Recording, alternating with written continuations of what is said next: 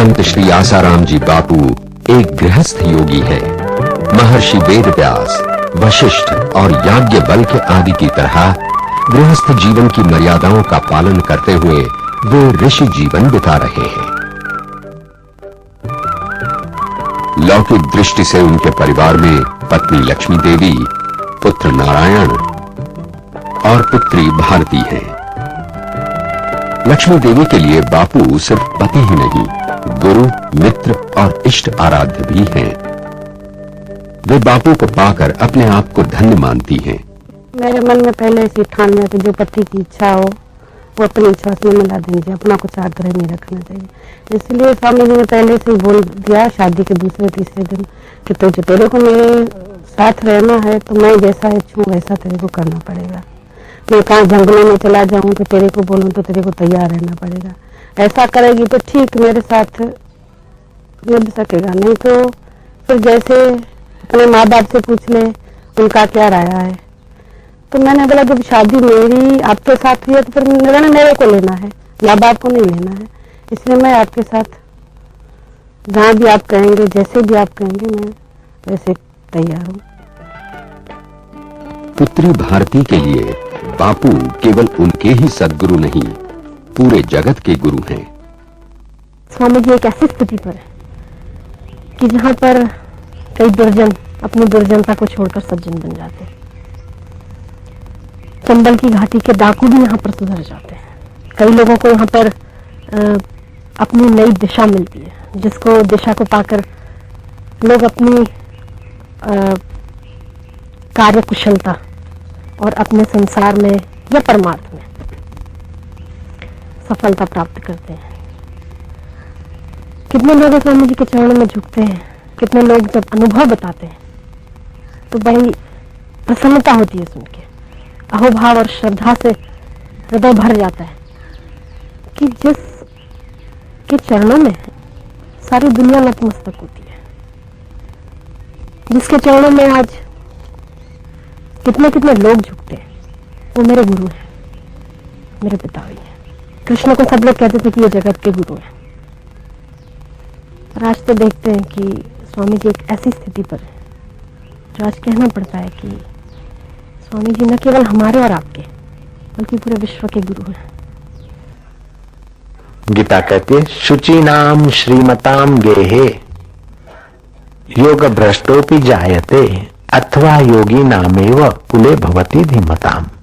वो मेरा योग भ्रष्ट साधन करता करता भक्त मर गया, स्वर्ग में रहा, फिर उसकी इच्छा वो स्वर्ग का सुख भोग कर जब इच्छा होती है तो शुचि नाम श्रीमताम गेहे, पवित्र श्रीमानों के घर जन्म देता हूं अथवा किसी योगी के कुल में उनको जन्म देता हूं। जैसे नारायण है तो बंगाली साधु था वो अगले जन्म में, इसीलिए जन्मजात इसको सब सुविधाएं मिली है, सब यश, गाड़ी, मोटर, साधन, भजन सब,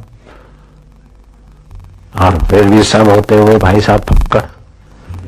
वो बंगाली साधु था, चावल खाता था, केशवानंद उसका नाम था, नल गुफा में रहता था। जब हम नल गुफा में रहे वो तो साधु तो चल गए थे, फिर वही आया हमारे घर। अभी भी चावल उसको बहुत प्यारे लगते हैं, अगले जन्म की आदत है।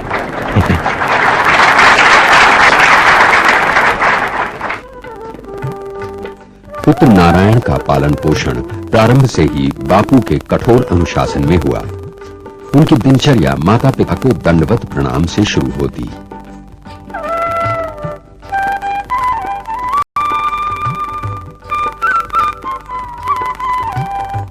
पिता के स्नेह सानिध्य में ही शिक्षा दीक्षा आरंभ हुई। संत महात्माओं का संग उन्हें सहज ही सुलभ रहा।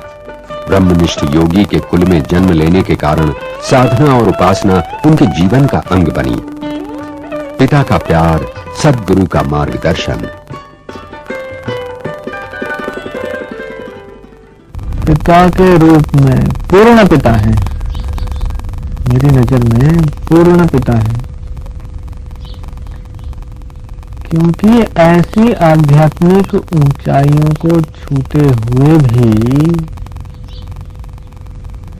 व्यवहारिक जगत में भी पिता का स्नेह, पिता का प्यार मुझे बहुत मिला है।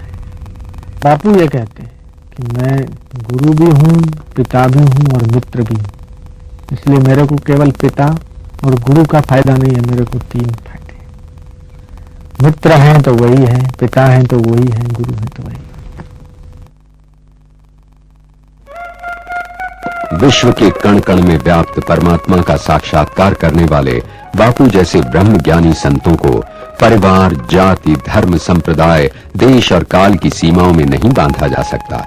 ऐसे संतों का जो भी कार्य होता है वो प्राणी मात्र के कल्याण के लिए होता है। बापू के पास आकर सभी मार्ग के यात्रियों को विश्राम मिलता है। हिंदू, मुस्लिम, सिख, ईसाई, जैन, बुद्ध आदि विभिन्न पंथों और पद्धतियों के लोग उनमें अपनी अपनी मंजिल की झलक पाते हैं। उनके आकाश में सभी का समावेश होता है। लोग कहते हैं कि स्वामी जी ईसा मसीह हैं, स्वामी जी राम हैं, स्वामी जी कृष्ण हैं। अगर कोई कहे कि स्वामी जी एक हिंदू संत हैं तो मैं इससे सहमत नहीं हूं। मेरा मानना है कि स्वामी जी पूरे विश्व के संत हैं। समस्या केवल विश्वास की है। अगर आप में श्रद्धा हो और आप ऐसे संतों के आगे समर्पण करें तो आपको लाभ मिलेगा। ईसा मसीह आज से 2000 साल पहले हुए थे। हमें आज उनसे प्रत्यक्ष लाभ नहीं मिल सकता। हम उनसे कोई प्रश्न नहीं पूछ सकते, हमें उनका सानिध्य नहीं मिल सकता। लेकिन बापू आज हमारे बीच हैं। उनकी बातें हमारी समझ में आ जाती हैं। वे हमें ऐसी सरल जीवन की शैली बताते हैं जिसे हम आज के युग में जी सकते हैं। मैं ये महसूस करता हूँ कि हमें बहुत लाभ मिल रहा है। I feel we really should take the chance to have the benefit from such a saint. I think he's so बापू कितने महान हैं, मैं इसकी कल्पना ही नहीं कर सकती। I can't imagine how great he is. My vices were बापू के संपर्क में आने के बाद मेरे दुर्गुण दूर होने लगे और मेरे व्यक्तित्व में साहस, आत्मबल आदि सद्गुणों का प्राकट्य होना शुरू हो गया। मेरे अंतर से ये आवाज आ रही है कि मुझे दोबारा यहाँ आकर इन सद्गुणों का और विकास करना है। जब मैंने पहली बार बापू की महानता के विषय में सुना तो मुझे अंदाजा ही नहीं था कि वे कितने महान हैं। मैं अभी भी उन्हें पूरी तरह नहीं समझ पा रहा हूँ, लेकिन जैसे जैसे समय बीत रहा है मुझे उनकी महानता का पता चल रहा है। मेरे लिए वे साक्षात ईश्वर के अवतार हैं। more and more as time goes on, I understand how great he really is. For me, he's God personified. Swami ji का ममता दीक्षा लेने के बाद ममता जाप करने से और स्वामी जी का दर्शन करने से मुझे इतना आनंद मिला कि इसकी वर्णन नहीं कर सकती। मैं बचपन से ऐसे परिवार में बड़ी हो गई जो क्राइस्ट को बहुत मानते थे, प्यार भी करते थे बहुत, इनके दादी भी बहुत करते थे। लेकिन मेरे को संतोष नहीं हुआ। शिक्षा तो मिलते है लेकिन जीवन इसी तरह नहीं जीते जैसे बाइबल में लिखा होता है। तो मेरे दिल में संतोष नहीं हुआ था। मेरे को कुछ असली चाहिए था, मेरे को कुछ चाहिए था जो मैं दिल से स्वीकार कर सकूं। और स्वामी जी के चरणों में, गुरुदेव के चरणों में आने के बाद मुझे ऐसा लगता है कि मुझे क्राइस्ट मिला, जीवित मिला और इससे शायद ज्यादा मिला। हमारे लिए सर्वज्ञ वो भगवान ही है, ईश्वर ही है। हम दूसरा आकृति का मनुष्य देखते हैं मनुष्य, लेकिन अंदर तो भाव तो भगवान का ही है। वो तो साक्षात परब्रह्म परमात्मा स्वरूप है। प्रत्यक्ष परमात्मा स्वामी है, उसके ज्यादा कोई दुनिया भर विश्व भर में नहीं है। बापू ज्यादा कोई विश्व में नहीं है। आपको बोलता हूँ, मैं क्या बोलूं, बापू आप लोग उसके जैसा कोई सृष्टि भर में नहीं है। मेरे अंदर गई बसा हुआ परमात्मा लगा कि ये भगवान है मेरे लिए।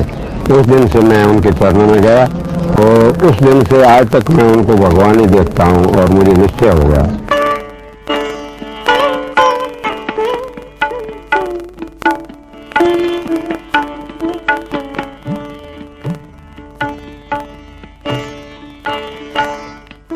मैं आज पहली बार बापूजी से मिली हूँ, लेकिन मुझे लगता है खैर मैं 2 साल से बापूजी को देख रही हूँ। यहाँ इतनी भीड़ है, इतना रश है, इतने लोग हैं, उसके बावजूद मुझे ऐसा लगता है जैसे मैं किसी मंदिर में या हम लोग सरदार हैं गुरुद्वारे में बैठी हूँ। हमारे लिए गुरु नानक देव जी हैं।